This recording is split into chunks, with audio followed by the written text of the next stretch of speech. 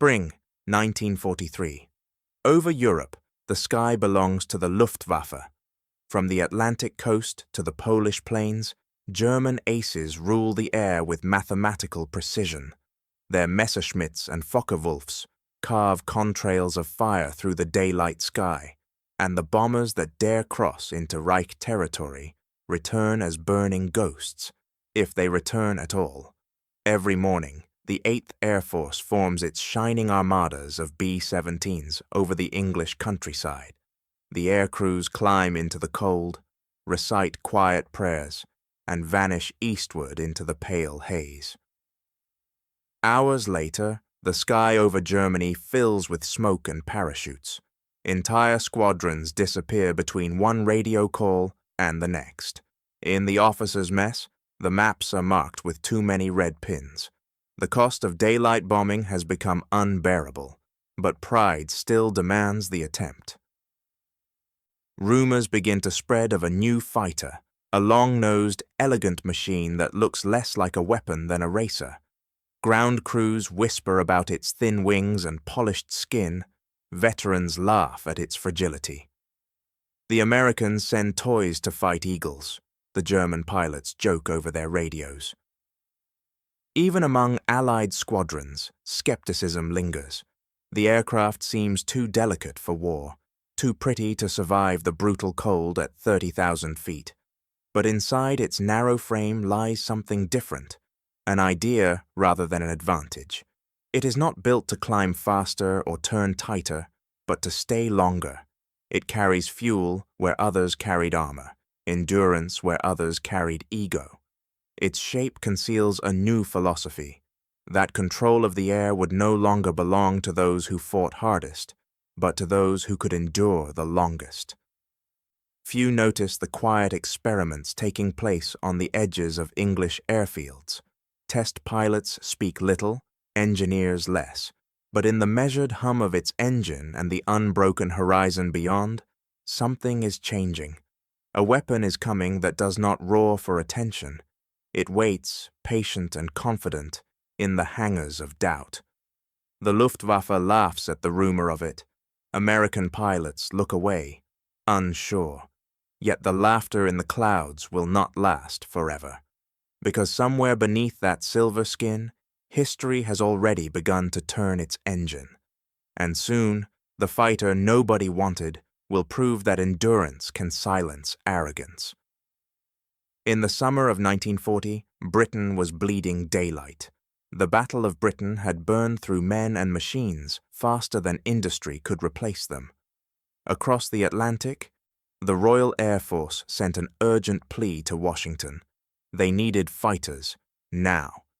But America's aircraft factories were already strained, and Curtiss, the chosen supplier, could not meet the deadline. At North American Aviation, a young German-born designer named Edgar Schmude listened to the conversation with quiet intensity. His boss, James Dutch Kindleberger, leaned across the table and made a reckless promise. "Give us 120 days, and we'll build you a better fighter from scratch." The British delegation hesitated. No prototype existed. No blueprint was drawn. Yet desperation makes gamblers of nations. They agreed. What followed was a race not against time, but against tradition. Schmude envisioned a fighter unlike any the world had seen. Sleek, efficient, aerodynamic, to the point of obsession. He designed laminar flow wings that sliced through the air with minimal drag, and a belly-mounted radiator that would cool the engine while adding thrust through heat compression. Every inch of the airframe served purpose. Nothing was ornamental. The NA-73X was built not as an evolution, but as a revolution, an idea hammered into aluminum. In a dusty hangar in Inglewood, California, mechanics worked day and night under floodlights. They used whatever they could find, improvised tools, borrowed engines, salvaged parts. 78 days later, the prototype rolled out into the sunlight, unpainted and unproven. When it lifted from the runway, Test pilot Vance Breese described it simply: "She wants to fly." Yet the U.S. Army Air Corps wasn't interested. To them, it was a foreign commission, an unnecessary experiment in an age already crowded with fighters. The P-40 Warhawk and P-47 Thunderbolt had their place. This elegant newcomer did not. The NA-73 was shipped off quietly to Britain, where engineers at Rolls-Royce decided to perform their own act of rebellion. They removed its original Allison engine and replaced it with the Merlin, the same heart that powered the Spitfire. The effect was immediate and astonishing. The Mustang, as it was soon called, climbed faster, cruised farther, and burned half the fuel. Its speed reached 437 miles per hour. Its range stretched toward 1,200 miles. For the first time, a single-engine fighter could escort bombers deep into enemy territory and back again. It was as if two nations had unknowingly built the halves of a miracle. But miracles rarely arrive to applause. In America, the Mustang remained an orphan project, its potential dismissed by officers who saw it as too complex, too risky, too British.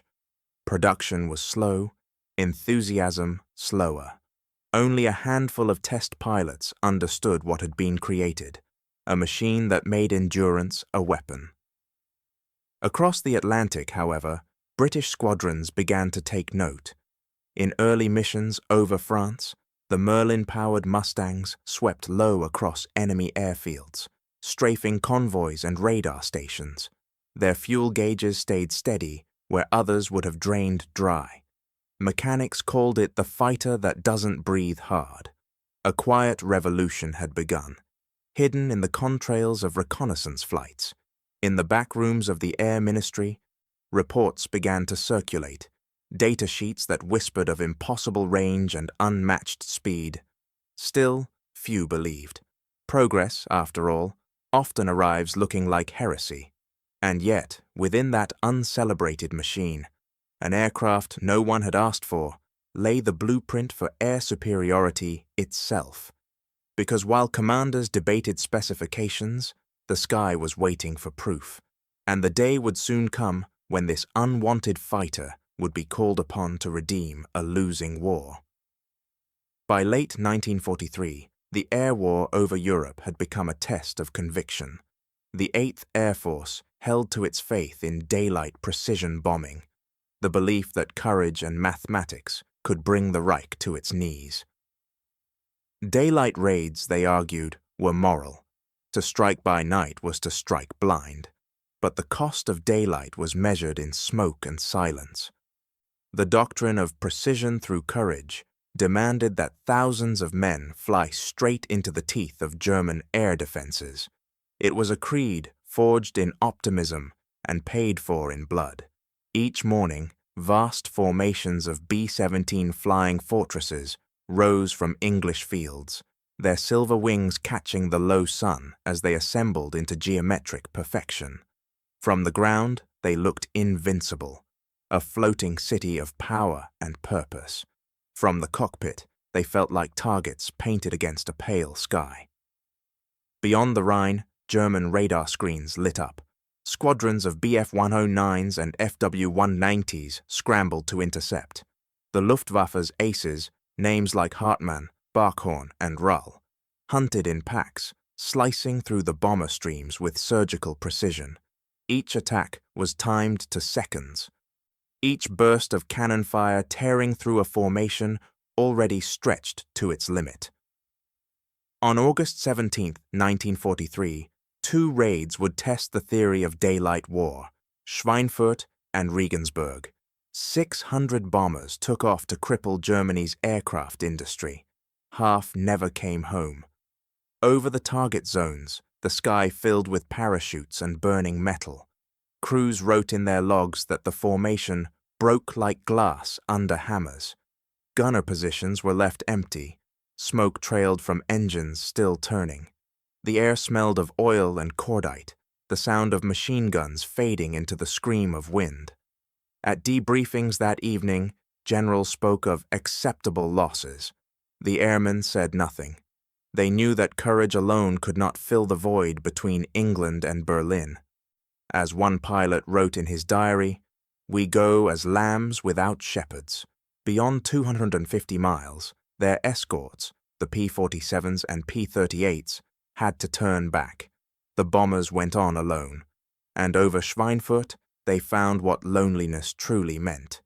Back in England, morale bent under the weight of arithmetic. Every mission cost more men than it could replace. The Luftwaffe, though battered, remained lethal. To the German pilots, these formations were slow-moving coffins, filled with predictable heroes. Each new operation seemed to confirm the same grim truth. Bravery without reach was suicide. In Washington and London, debate hardened into desperation. Commanders demanded a fighter that could fly with the bombers all the way to Berlin and back, one that could fight at altitude, survive the cold, and stay aloft for hours. Engineers called it impossible. The range required was beyond any single-engine aircraft then flying. But quietly, in hangars already humming with production, a few test pilots knew something others did not. There was a machine on the edge of deployment, a sleek, underappreciated design that might just cross that distance. Its name, at the time, meant little. Its engine note was unfamiliar. Its promise unbelievable. For now the skies belonged to Germany, and the Americans clung to faith. But faith has a limit, and arithmetic never lies. The 8th Air Force would fly again, not because they believed they could win, but because duty demanded it. What they didn't know was that salvation was already waiting on the tarmac, its propeller still and its future certain. In the shadows of defeat, the machine that could change everything had already been born. Redemption in war rarely arrives with ceremony. It begins in silence, in hangars that smell of oil, aluminum, and faith. In late 1943, that silence belonged to a new machine, the P-51B Mustang, now armed with the heart of Britain's finest engine. The Rolls-Royce Merlin had transformed it from an experiment into an answer. At 30,000 feet, it could reach 437 miles per hour and range farther than any Allied fighter in existence. Its most extraordinary quality was not speed, but endurance. With twin drop tanks slung beneath its wings, it could escort bombers to Berlin and return without refueling, a feat no other aircraft had achieved. In an air war measured by distance and attrition, this was nothing short of revolution.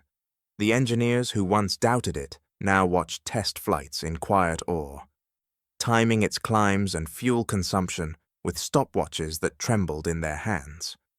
Pilots described it with reverence, wrapped in disbelief. "Climbs like a Spitfire, dives like a thunderbolt," one reported after his first sortie. The cockpit offered clear visibility.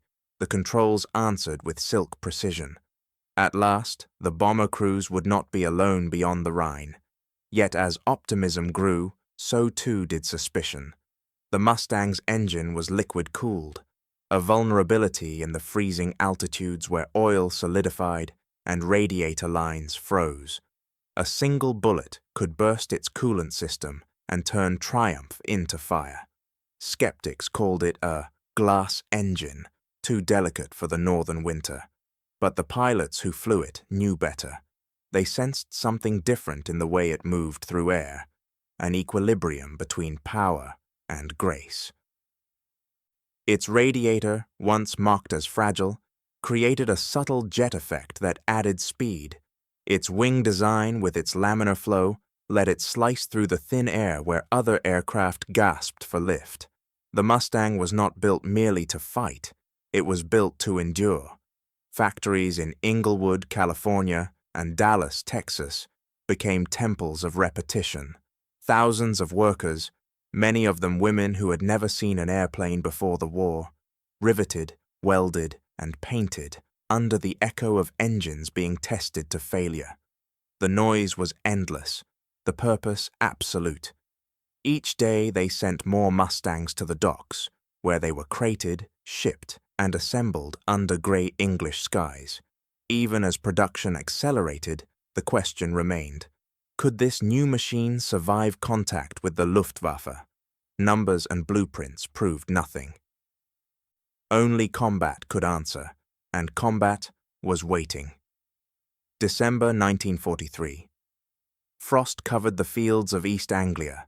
Mechanics breathed clouds into the morning air as pilots strapped in, checking fuel lines and radio channels. The first squadrons of Merlin-powered Mustangs lined the runways, dark green silhouettes against the snow. Engines roared alive, the sound rolling across the countryside like a low storm. Each aircraft carried not just ammunition, but expectation. When the wheels lifted from the ground and the wings caught the pale sun, something shifted in the war's long rhythm. These were no longer short-range defenders of Britain. They were hunters capable of reaching the heart of the Reich. From above the Channel, the pilots saw the contrails of bomber streams stretching east, silver lines disappearing toward danger. Ahead lay Bremen, Hanover, and Berlin. The men in the bombers did not yet know it, but the days of flying unprotected were ending. For the engineers and the workers who had built this strange, elegant fighter, redemption was airborne. It carried the hopes of those who had watched friends fall in the coffins of daylight. Now the shepherds were coming, and as those first Mustangs crossed the Channel, the Luftwaffe was about to learn that endurance, not arrogance, would rule the winter sky. At dawn on December 1st, 1943, frost clung to the edges of runways across East Anglia. Mechanics moved like ghosts in the half-light, tightening bolts and checking oil that had turned to syrup overnight. Inside the dispersal huts, pilots warmed their hands over tin cups of coffee, studying maps of northern Germany. Their destination was Bremen, a city of shipyards, factories, and flak, but this time, something was different. The escort list bore a new name, P-51B Mustang. The formation lifted into the pale morning sky, climbing toward the rising sun. Beneath the bombers, the North Sea stretched like a sheet of dull steel. Above, the contrails grew longer, curling into ribbons that marked the path eastward. For the men of the 8th Air Force, the sight was both familiar and terrifying. The last time they'd flown this deep, they'd returned in halves and fragments. But today, they had company. At 25,000 feet, the first radar pings echoed in German control towers.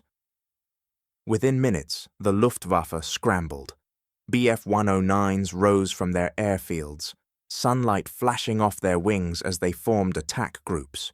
The German pilots had grown used to unprotected bombers, slow, predictable, and helpless once their escorts turned back at the Rhine. They tightened their gloves and descended into their usual prey. But the prey had changed. High above Bremen, silver shapes detached from the bomber stream and arced upward to meet them. Their wings were narrow, their noses long, their engines singing at a higher pitch. For a moment, the Germans hesitated, unsure what they were seeing. Then the first burst of gunfire stitched the sky, and one of the Bf-109s disintegrated into flame. The fight that followed was brief, brutal, and disorienting. The Germans dove to escape, but the Mustangs dove faster. Their laminar wings cut the air clean, gaining speed with terrifying ease. In seconds, the hunters became hunted. Radio chatter filled with confusion and disbelief. Achtung! Neue Jäger! New fighters! The old rhythm of combat, attack, break, return, fell apart. The Luftwaffe's advantage of speed had evaporated. From the bomber cockpits, gunners watched the dogfight spiral downward like silver thread against a white sky. They saw German fighters fall in smoke and parachutes bloom like flowers over the frozen plains. For the first time in months, the radio was not filled with panic. The escorts were still there and winning. The bomber stream pressed on through flak and cloud, dropping its loads over Bremen's shipyards with precision unseen since the early days of the campaign. When they turned for home, the sky behind them was alive with contrails, but fewer of them burned. Losses that had once reached double digits now counted in single numbers. Over the intercoms, voices cracked with disbelief. Hope, a fragile, forgotten thing, returned to the air war that day. Back in England, intelligence officers studied combat reports with mounting awe.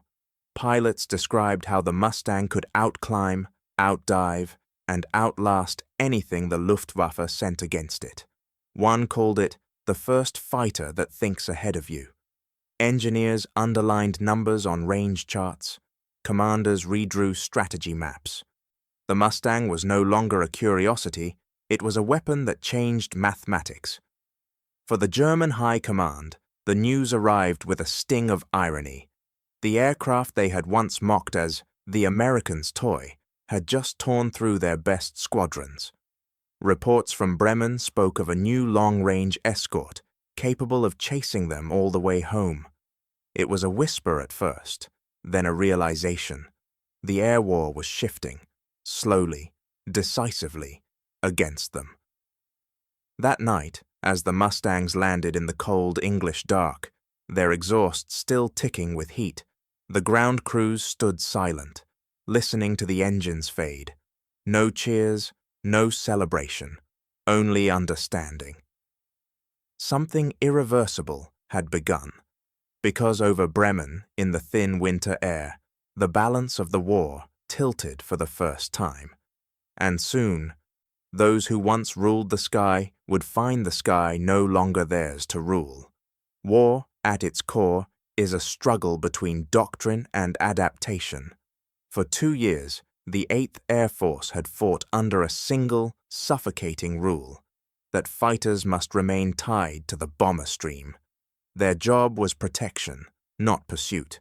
To stray from formation was to invite chaos. But by early 1944, chaos had already arrived.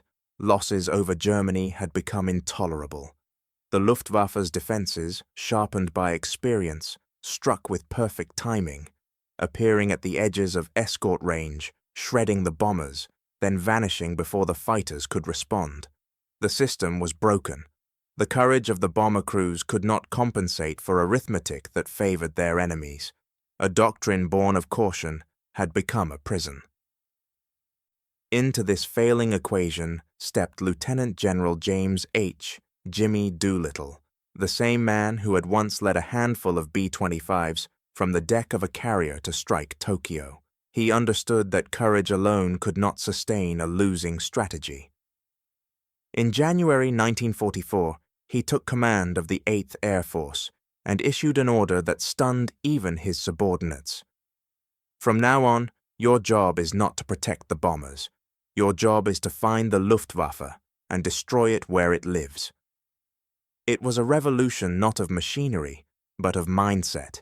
The bombers would still fly, but their escorts were now free to hunt.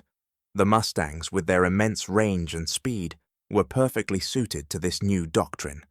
They could leave the bomber formations, sweep ahead of the main force, and strike the German fighters before they ever reached the bomber streams.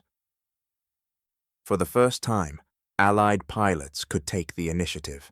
The air war was about to turn from defense to offense. In the frozen dawns of February 1944, squadrons of P-51s lifted off from English airfields and crossed the Channel in loose, predatory formation. Their fuel tanks gleamed silver under the rising sun. They flew not in rigid escort lines, but in freedom, small groups fanning out toward airfields and railway junctions deep inside occupied Europe. German controllers, expecting to find bombers, instead found hunters. The first fighter sweeps caught the Luftwaffe unprepared. As Messerschmitts and Focke-Wulfs climbed to altitude, Mustangs appeared from unexpected directions. diving from the sun with the precision of hawks. Airfields that had once been safe zones erupted in fire. Fuel dumps exploded. Hangars burned. Ground crews scattered as rows of fighters were strafed before their engines could start. In a single week, dozens of aircraft were destroyed on the ground. Victories without dogfights, achieved through mobility and surprise. For the men in the Mustangs, the transformation was emotional as much as tactical. For the first time, they were not reacting to death. They were preventing it. The radios, once filled with desperate calls for help from bomber crews, now carried the voices of calm hunters reporting confirmed kills. "The sky feels different," one pilot wrote in his log. "It feels like ours for the first time." The German response was immediate and fierce.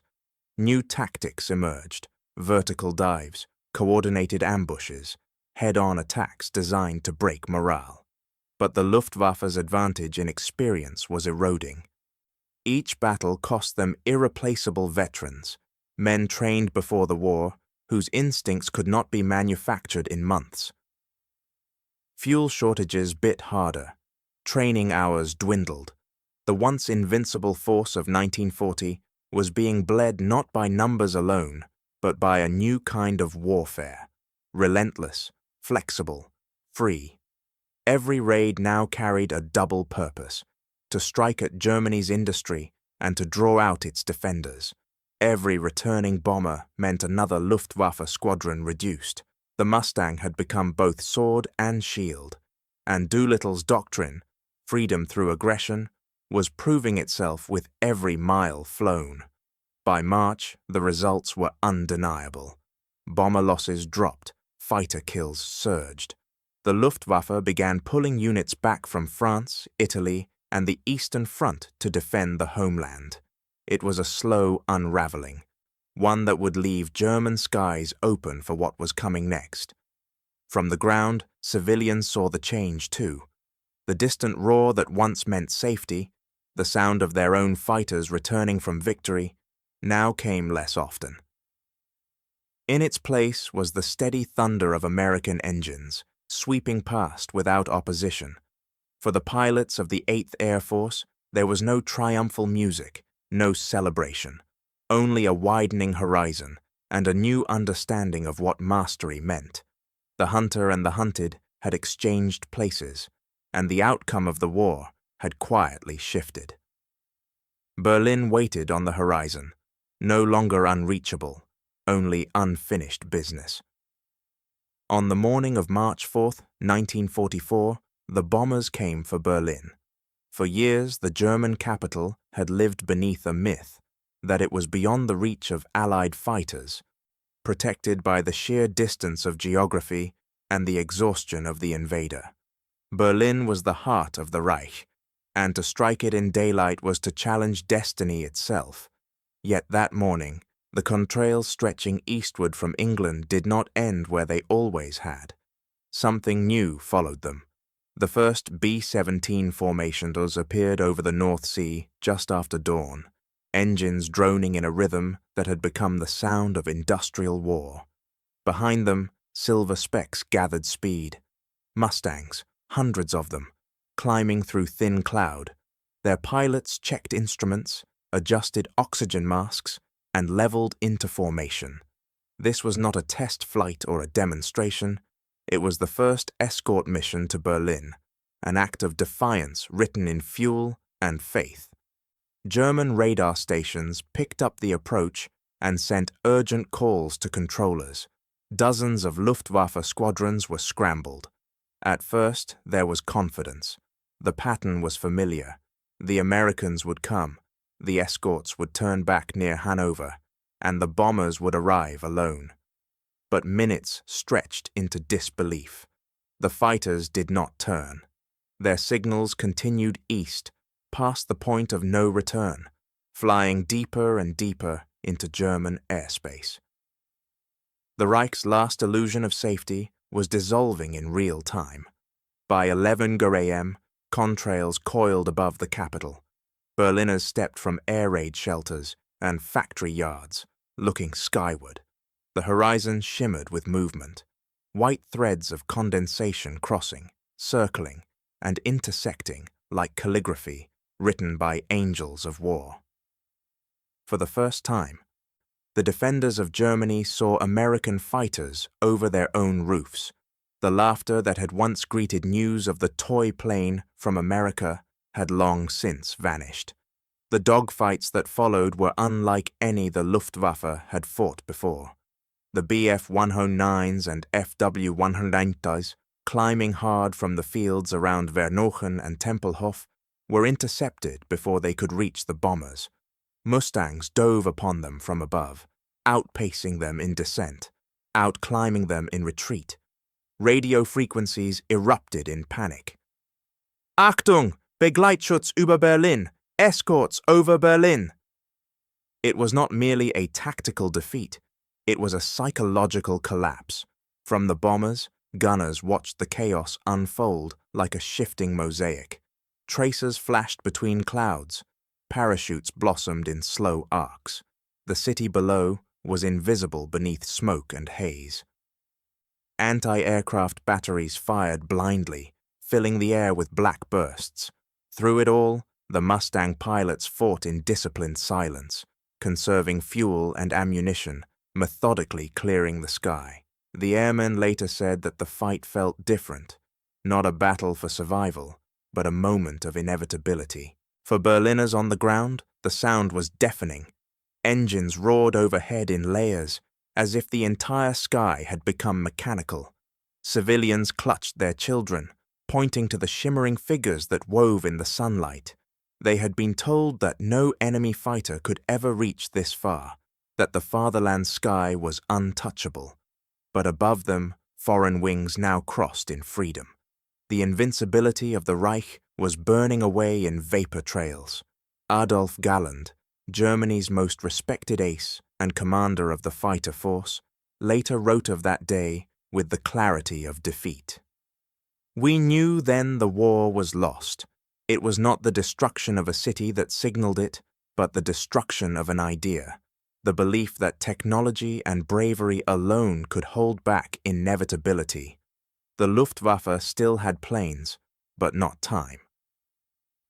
It still had courage, but not altitude.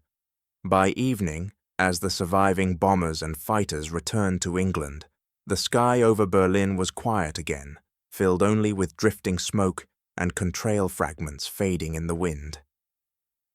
In the ready rooms of the 8th Air Force, no one spoke loudly. The mission reports were precise and emotionless, yet behind every figure, every sortie, every loss, was the knowledge that something irreversible had happened. The war in the air had crossed its final frontier.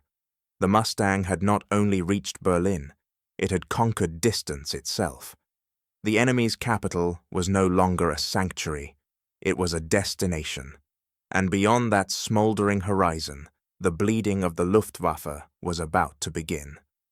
By the summer of 1944, the war in the air had become an autopsy in slow motion. What had once been the proudest fighting force in Europe, the Luftwaffe, was now dying from the inside out. Every flight it launched cost more than it could afford to lose. Fuel, engines, and above all, experience. The veterans who had once carried Germany's air war, men who had survived the Blitz, the Channel, and the Russian front, were vanishing. Some fell to the guns of the Mustangs, others to exhaustion, others still to the hopeless arithmetic of attrition. By mid-year, more than half of the Luftwaffe's remaining aces were dead or missing. Their replacements, boys barely out of flight school, were rushed into cockpits after as little as 20 hours of training. They were given orders, not education, and sent to meet pilots who had flown that many hours in a single week. Fuel, the blood of modern war, was running dry. Allied bombers had found and destroyed the synthetic fuel plants at Leuna, Pölitz, and Blechhammer. The pipelines were broken, the reserves drained. German squadrons began shifting bases daily, their runways concealed under trees, their movements dictated not by strategy, but by scarcity. Pilots taxied out with barely enough fuel for one climb and one fight. If they survived, they glided home on fumes. The Mustang, meanwhile, was everywhere. It swept across France, Poland, and Bavaria, patrolling not just the skies, but the idea of freedom itself. Its range, once a curiosity, had become a weapon of annihilation. American pilots hunted in pairs or small groups, striking at convoys, trains, and airfields. Each mission further eroded what was left of the Reich's capacity to fight. The imbalance was merciless. On paper, Germany still possessed formidable aircraft, the Focke-Wulf 190A, the Me-109G, even the revolutionary jet, the Me-262, waiting in the wings. But none of them mattered without fuel, without skilled hands to guide them, without time to repair the wounded and rearm the willing. The Luftwaffe's engineers still designed brilliance. Its factories still produced innovation. Yet the pilots who received those machines could barely fly them. In the skies above Normandy, the reality became impossible to deny. When Allied forces landed on June 6th, only a handful of German fighters appeared. The Luftwaffe's once mighty defense of Europe's skies had been reduced to token gestures, brief appearances that ended in smoke. Those few who rose to fight did so knowing they were outnumbered 10-1. And when the Mustangs found them, the encounters lasted seconds. Each victory for the Allies carried an echo of tragedy. The young German pilots who burned that summer were not fanatics. Many were dreamers, students, sons. They climbed into machines built by a dying nation, fueled by desperation and illusion. Some never fired a shot. One Mustang pilot later wrote, "They didn't fight, they perished." The war in the air had become less a contest than a harvest. And yet, inside Germany, propaganda continued its refrain of superiority. The Reich still boasted of its technical marvels, its secret weapons, its invincible jets. But technology without time is fiction, and genius without endurance is defeat. America had learned a colder truth, that in modern war, persistence is the ultimate weapon. The factories of Inglewood, Dallas, and Long Beach did not sleep. Their output became the difference between victory and extinction. Quantity had become quality. For the Luftwaffe, survival now meant retreat. Entire training divisions were sent eastward to avoid destruction. Bases became targets the moment they were discovered. Pilots slept beside their aircraft, waking to alarms, running to cockpits half-dressed. They no longer fought for victory, but for delay, for one more day to exist in a war already lost. By the end of that summer, the numbers told the story that words could not. Between January and August 1944, the Luftwaffe lost more than 17,000 aircraft. Its remaining pilots averaged less than 100 flying hours. What had once been the most advanced air force in the world now struggled simply to fly. Above the ruins, the contrails still marked the sky, white scars over a nation bleeding itself dry. For the Allies, it was triumph without celebration. For Germany, it was genius devoured by exhaustion. And as the Luftwaffe burned itself out against the endless horizon, the pilots of the Mustang turned their eyes toward the ground, where the war's end was beginning to take shape. In every war, the machines are remembered first. The wings, the engines, the numbers. But history is flown by men. The P-51 Mustang, elegant and unyielding, found its true meaning only in the hands that guided it. Their names are scattered across the records of 1944. Don Gentile, George Preddy, Chuck Yeager. They were young, restless, and exhausted, faces carved by wind, eyes dulled by endless daylight. To them, the sky was both battlefield and home. They lived in a rhythm of departure and return, 3 missions a day, if the weather held, sleep in 2-hour fragments, meals eaten standing, uniforms stiff with oil and frost. The ground crews worked through the night, patching bullet holes, refueling, rearming. At dawn, the pilots climbed back into their cockpits, the air biting their faces through unsealed canopies. Coffee, cigarettes, silence. Then the engines turned over, and the airfield shook beneath them. Loss became routine, acknowledged, never accepted. A cot empty in the barracks, a locker left untouched, a name scratched from the roster. They learned to speak about the missing in past tense before their bodies were even found.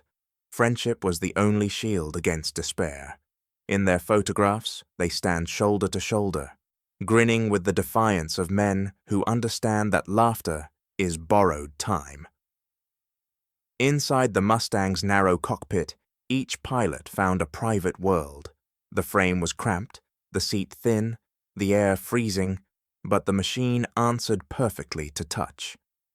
"She flies like she's reading your thoughts," one wrote. The control stick was more than a lever. It was an instrument of faith.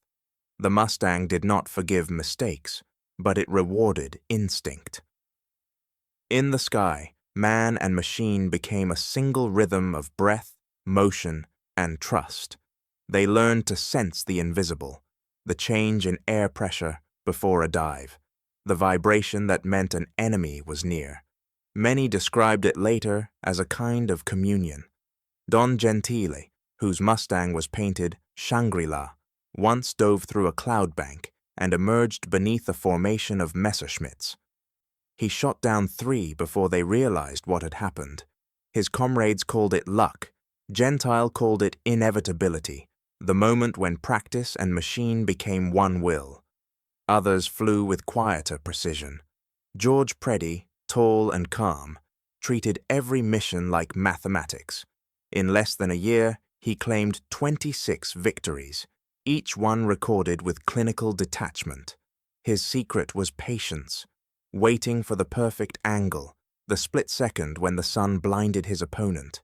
To those who watched him fly, he seemed untouchable. Until Christmas Day, 1944, when he was mistaken for the enemy and shot down by friendly fire. Even legends are not immune to irony. Chuck Yeager, then a young lieutenant, approached the Mustang with the curiosity of a scientist. He studied airflow, trim balance, acceleration. Every flight was an experiment in human limitation. Later, he would break the sound barrier, but his education began here, in the fragile balance between courage and calculation at 30,000 feet. Their diaries and letters, when read today, sound less like military reports and more like psalms, quiet conversations between man and metal. "She saved me again," one line reads. Another, "I trust her more than I trust my own hands." They wrote of fear, but rarely of glory, of fatigue, but not regret. What they feared most was indifference, that the sky might forget them as quickly as it consumed them. Every landing was a kind of resurrection. Wheels hitting the tarmac, canopy sliding back, the smell of fuel replaced by damp earth. Each time they climbed down from the cockpit, there was the same disbelief, that they were still alive, that the machine had carried them home once more. For those who flew the Mustang, survival was not triumph. It was a debt, a promise to return to the air until the war, or the machine, decided otherwise. And as they slept beside their aircraft, the engines cooling in the night, none could know that the age of their courage was nearing its end, and that the silence to come would be louder than victory itself. By the end of 1944, the sky over Europe had changed color. What had once been streaked with flame and ambition now lay quiet beneath a thin winter sun. The Luftwaffe, the proud sword of the Reich, was bleeding out in silence. Its heart no longer beat in factories or airfields, but in the memories of the few pilots still alive to remember what air superiority had once felt like. The destruction had been methodical, Allied bombers had turned Germany's synthetic fuel network into a skeleton of ruins. Leuna, Pölitz, Berlin, Merseburg, each reduced to blackened geometry from 30,000 feet. Fuel became more precious than pilots, more guarded than gold. Luftwaffe squadrons were ordered to conserve what little they had, sometimes flying only once a week. Aircraft stood in rows along pine forests, covered in branches and netting, engines empty, waiting for a war that had already passed them by. From the air, Allied reconnaissance saw what German pilots could not: a nation running out of movement. Runways cracked and frozen, hangars abandoned, radar stations silent. The long chain of warning posts that had once stretched from the French coast to East Prussia went dark one by one. Where green radar screens once pulsed with promise, only static remained. On the ground, the remains of the Luftwaffe were scattered among fields and woodlands. Half-trained recruits, makeshift bases, the ghosts of squadrons that no longer existed on paper. The veterans were gone. Their replacements were boys with no navigation charts, no maps, and no fuel to learn from failure. And yet, in that same frozen sky, the new symbol of Allied endurance moved with quiet confidence. The Mustang, the fighter they had once mocked as fragile, now patrolled from Normandy to Berlin, unchallenged, unhurried. It no longer needed to prove its worth. The air belonged to it, and it treated that dominion not with arrogance, but with exhaustion. Its pilots had seen enough flame to find no joy in superiority. The last attempt to reverse the tide came too late. From secret hangars at Lechfeld and Schwekat, the Messerschmitt Me 262, the world's first operational jet fighter, took to the air. It was beautiful, terrifying, decades ahead of its time. But it arrived in a nation too starved to sustain it. There was no fuel for training, no time for tactics, no cover from the endless Mustangs prowling above the runways. Many were destroyed before their wheels even left the ground. The irony was bitter. German engineers had created the future, but could no longer protect the present. Technology had outlived its doctrine. The Luftwaffe's last miracle had become its own eulogy. By December, entire air divisions existed only as names on outdated maps. The men who once defended Europe's skies now fought on the ground, rifles in hand, as the front lines crept toward their former bases. When the order came to burn the remaining aircraft, it was not an act of strategy, but mercy, to deny the invader relics of a vanished empire. For the Allied airmen who watched it happen from above, there was no triumph in the silence that followed. Supremacy in war rarely feels like victory. It feels like absence, the missing challenge, the vanished enemy, the realization that the machine you once built for survival has outlasted the reason it was built at all. In the long grey afternoons of that winter, Mustangs flew patrols over a continent that no longer resisted. Their pilots saw fields littered with wrecks, villages without smoke, and rivers frozen in unnatural stillness. They returned to their bases without gunfire, without fear, and without cheer. Because when the sky finally fell quiet, it was not peace they felt, only the weight of what had been won, and the silence of those who would never return to hear it. The war in the air was over, but the war below had yet to end. By March of 1945, the war that had begun in the clouds was ending on the ground. The Allies had reached the Rhine, the last natural barrier before the heart of Germany. What had once seemed unreachable, fortified by rivers and faith, now lay open. The road to Berlin stretched ahead, and above it, the Mustangs flew not as hunters, but as guardians. Their missions had changed. No longer dueling aces in the stratosphere, they now swept low across the valleys of the Ruhr, shielding the armored columns, inching toward the bridges. The great raids were over. precision was no longer measured in yards, but in human lives. Pilots flew at treetop height, strafing convoys, watching the smoke rise from towns already surrendered by despair. Each mission felt less like battle and more like punctuation, the final marks in a story already decided. The Luftwaffe still existed on paper, but not in the sky.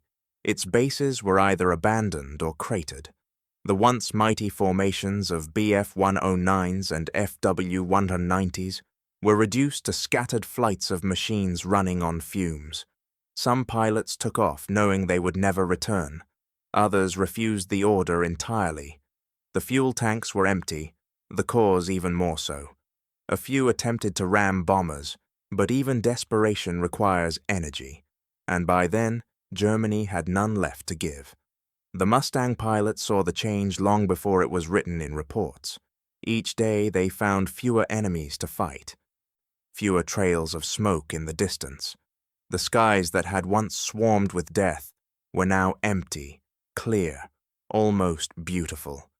Below them lay a country in silence, cities reduced to maps of ash, rivers choked with wreckage, factories that no longer produced anything but echoes. From 10,000 feet, they could trace the scars of their own victories. Bridges rebuilt, then destroyed again. Railways cut and repaired, until movement itself seemed futile. Some recognized the outlines of towns they had bombed years before. Now nothing but grids of rubble and dust. They did not feel triumph. They felt the stillness that follows it. In the final weeks of March, as Allied troops crossed the Rhine at Remagen, Mustangs orbited the bridge like sentinels. The span had survived a direct hit and become a symbol of endurance, a rare miracle in a war of destruction. Pilots flew in tight circles above it, warding off the attacks that never came. The Luftwaffe, once the master of the European sky, had vanished into the horizon, defeated not by a single battle, but by time, attrition, and inevitability. For the men in the cockpits, it was difficult to accept that the air war had truly ended. Their lives had been measured in sorties and engine hours, in miles flown and friends lost. Now, for the first time, there was no mission waiting beyond the next sunrise. The silence was unnerving. The airfields that had once thundered with departures now echoed only with the tick of cooling engines. From above, the pilots watched as columns of Allied armor rolled eastward across a landscape without defenders. The horizon that once glittered with gunfire now shimmered with spring haze. For months they had flown through death. Now they flew through aftermath. The war was still raging on the ground, but in the air, it was over before anyone dared to say so aloud. As April approached, the Mustangs began to return to their bases for the last time. Their wings, once streaked with soot and oil, glinted clean in the pale sunlight. The crews who met them did so quietly, as if afraid to break the spell. There were no cheers, no speeches, just relief. The machine that had outflown arrogance, outlasted despair, and escorted history itself had fulfilled its purpose. Only the contrails remained, drifting like faded signatures across a conquered sky. The Mustang's work was done. When the guns finally fell silent, the sky the Mustang had conquered became a laboratory. In the years after the war, engineers, historians, and pilots all returned to the same question. How had one machine, born from doubt and compromise, become the standard by which all others would be measured? The answer was not power, but proportion. The P-51's balance of range, speed, and control had revealed something rare in engineering, a moment where form and function met in perfect symmetry. It was not the fastest, nor the most heavily armed, but it was enough of everything. It could climb with the Spitfire, dive with the Thunderbolt, and fly twice as far as either. It was the last and greatest expression of the piston age, the moment before the jet engine erased propellers from the horizon. In the wind tunnels of Dayton and Farnborough, post-war designers studied its lines like scripture. Its laminar flow wings became a bridge between eras, shaping the experiments that would lead to transonic and supersonic flight. Chuck Yeager, once a Mustang pilot, would take that lineage directly into the history books when he broke the sound barrier in 1947. The echoes of the Mustang's wing were there. The inheritance of proportion turned into progress, but the P-51 did not retire quietly. Across the next 2 decades, its silver silhouette appeared in new wars and new skies, from the mountains of Korea to the jungles of Central America. It flew reconnaissance, ground attack, and patrol missions long after its creators had expected it to fade. Even in the jet age, its endurance and simplicity made it indispensable. It was the rare weapon that outlasted its own war. To those who maintained it, the Mustang became more than machinery. Ground crews in distant airfields spoke of it with a mechanic's affection, a fighter that could take damage, fly home on one cylinder, and still land straight. It was a companion more than a tool. For many pilots who flew both piston and jet aircraft, nothing ever matched the intimacy of its flight, that sense that the airplane was reading their thoughts before they moved their hands. Even the enemy came to respect it. In post-war Germany, veterans who had once fought against the Mustang began restoring captured examples. They painted them carefully, not as trophies, but as tributes.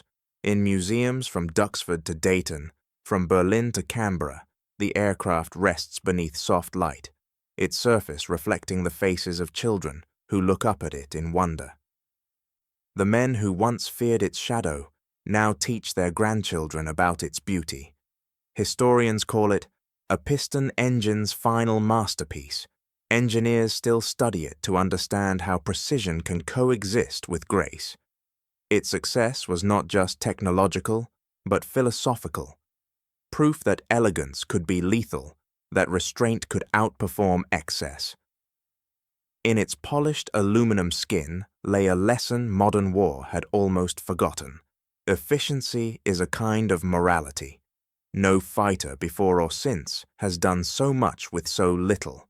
It did not need brute force to dominate. It needed balance, patience, and endurance, the same qualities that had defined its pilots. Today, when surviving Mustangs rise into the air at air shows, their Merlin engines still produce that unmistakable sound, a rolling growl that turns heads and stills conversations. It is the sound of an age that understood craft as deeply as courage, because in the long history of flight, few machines have embodied perfection so completely, and even now, when its shadow crosses the grass, one truth remains: some legends never land. Victory, when it finally came, was measured in tonnage and sorties, in graphs and reports printed on clean paper. But the sky keeps its own ledger, and it is written not in numbers, but in names. Between 1943 and 1945, 4,950 Mustangs were lost in combat. Thousands of airmen vanished with them, men who took off in daylight and were never seen again. For the historians, the story ends in triumph. Air superiority achieved, production unmatched, strategy vindicated. But for those who flew, victory was quieter, heavier. It came not as celebration, but as relief that someone else would not have to fly tomorrow. Every mission completed meant another without a friend, another without the laughter that had filled the huts before dawn. They had called it the Long War of Altitude, and for those who survived, the memory never left. They spoke of the smell of cordite in their oxygen masks, of the sight of wings vanishing into smoke, of the sound, always the sound, of an engine fading over the horizon and not returning. For every pilot who landed, another did not. By war's end, entire squadrons existed only as photographs. Their group portraits, once taken for morale, became memorials. The names were written in chalk on blackboards before missions, erased after. Some erased themselves, an old superstition against tempting fate. Yet the fate they feared found them anyway. Triumph, when it came, tasted of exhaust and absence. The sky that had once thundered with formation engines now felt too large, too empty. Airfields were littered with both debris and ghosts. Helmets hung on propeller blades, logbooks closed mid-sentence. The young men who had lived suspended between courage and gravity had won the air but lost nearly everything else. Courage, in those years, had been ordinary. It had to be. There was no time for reflection, no room for fear. To climb into a cockpit knowing the odds and go anyway was routine, and that, perhaps, is its deepest tragedy. The extraordinary became expected, the impossible daily. The Mustang, elegant and efficient, endured as a symbol of mastery. But mastery has a price. Every innovation, every improvement in design, range, or speed demanded blood to prove it worked. Behind every statistic of performance lay a pilot who had trusted the machine to hold together under fire, who had tested theory with his life. The machine had won the sky. The men had paid for it. In the post-war years, when the survivors returned home, they found that altitude had changed them. The world below felt slower, muted. They had seen Europe from 30,000 feet, a continent of smoke and rivers and silence. They had lived where breath was rationed and seconds mattered. Now the earth seemed too still. Many never spoke of it again. Their diaries ended abruptly, their medals tucked away. For them, remembrance was not nostalgia, but weight. The sky had given them purpose, but it had also taken their youth. Today, when the last of their generation watches a Mustang rise from a museum runway, the sound is the same. The deep, rising growl of the Merlin engine echoing across fields that once trembled under war. It is a sound both proud and haunted. Every sunset over Europe still glows faintly red, as if stained by the exhaust of those engines. The contrails have faded, the wrecks have rusted away, but the memory remains, suspended between triumph and sorrow, between victory and its cost. Because in the end, supremacy in the air was not a conquest of technology, but of endurance. And endurance, as history always reminds us, demands its due. When the war finally sank back to earth, the lessons remained suspended somewhere above it, written not in books, but in contrails and silence. The air war had been a crucible for every belief humanity held about progress, courage, and control. It was fought not only with metal and fuel, but with ideas, some brilliant, others fatal. The first lesson was harsh. Technology without doctrine is noise. Doctrine without adaptation is death. Germany entered the war with unmatched innovation. Its engineers built marvels, aircraft that could outclimb, outgun, and outthink anything in the sky. But brilliance without balance collapses under its own gravity. The Luftwaffe's designs were extraordinary. Its system was not. Factories could not match the pace of combat. Pilots were lost faster than they could be trained. The empire of the air was conquered not by failure of imagination, but by failure of sustainability. Across the Channel, the Allies built something less dazzling but infinitely more durable. Their factories never slept, their logistics never fractured, and their doctrine, though slow to evolve, eventually learned humility. The P-51 Mustang was not the result of arrogance, but of correction. It was born from listening, from testing, from merging what worked with what was needed. Its British engine and American airframe were more than a technical marriage. They were a moral one. The machine proved that collaboration could outlast genius, and that refinement was a greater power than reinvention. In the final calculus, the air war was not won by speed, but by discipline. The Germans reached for superiority through innovation. The Americans reached for it through endurance. The Luftwaffe believed in perfection, and thus could not forgive imperfection. The Allies believed in process, and thus could adapt. Every improvement on the Mustang, from its cooling system to its drop tanks, came from failure studied rather than hidden. Progress, the war had shown, is not a matter of victory, but of humility. Each generation of pilot inherits the responsibility to learn without pride and to build without fear of change. The P-51 was proof that correction is stronger than confidence, that the willingness to admit error is the most powerful weapon a nation can possess. At altitude, the sky taught its own ethics. It punished presumption and rewarded precision. It reminded every pilot that mastery was temporary, that dominance in the air was a privilege, not a right. Those who flew the longest learned that control was never absolute, that even the finest machine could be undone by weather, by chance, or by a single overlooked detail.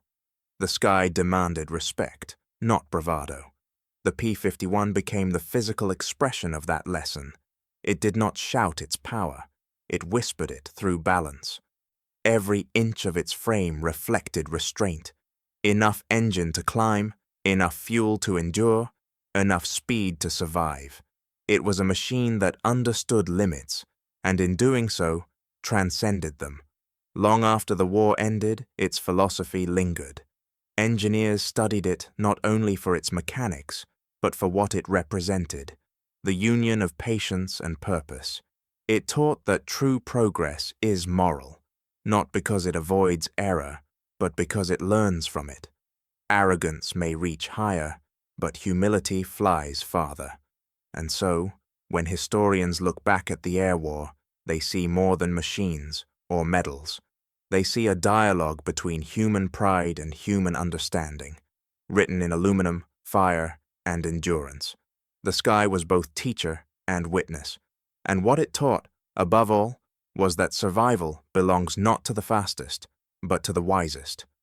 In 1943, the laughter carried across Europe's airfields. It was sharp, confident, and certain. German pilots, veterans of the Eastern Front and masters of the Western sky, mocked the rumors of a new American fighter, one that could cross the Channel, fight over Berlin, and return home again. It sounded absurd, even childish. The Americans, they joked, send toys to fight eagles. That laughter was more than arrogance, it was habit. For years the Luftwaffe had been untouchable, their machines the pinnacle of engineering, their doctrine unchallenged. Every Allied bomber that ventured into the Reich fell within sight of their guns. Europe belonged to them, at least from the clouds upward.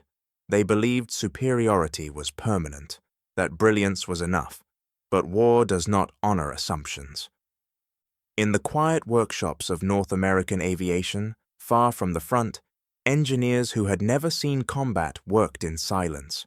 They were not chasing glory or revenge, only efficiency. They refined, adjusted, tested, and failed, until failure itself became a kind of teacher. And when at last the P-51 Mustang took form, it did so not as a symbol of power, but of patience. By the time the first Mustangs appeared over Bremen, the laughter had begun to fade. The Luftwaffe aces who dived toward the bomber streams found that the newcomers could dive faster. Those who climbed to escape found that the newcomers climbed higher. The radios that once carried jokes now carried warnings.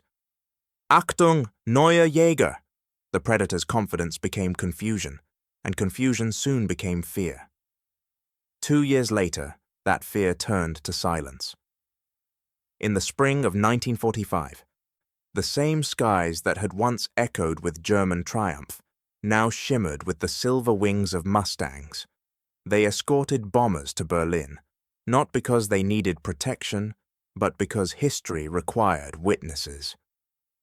The air war that had begun as a contest of innovation ended as a test of endurance, and endurance had won. The Mustang's triumph was not one of speed, though it was fast, nor of firepower, though it was deadly.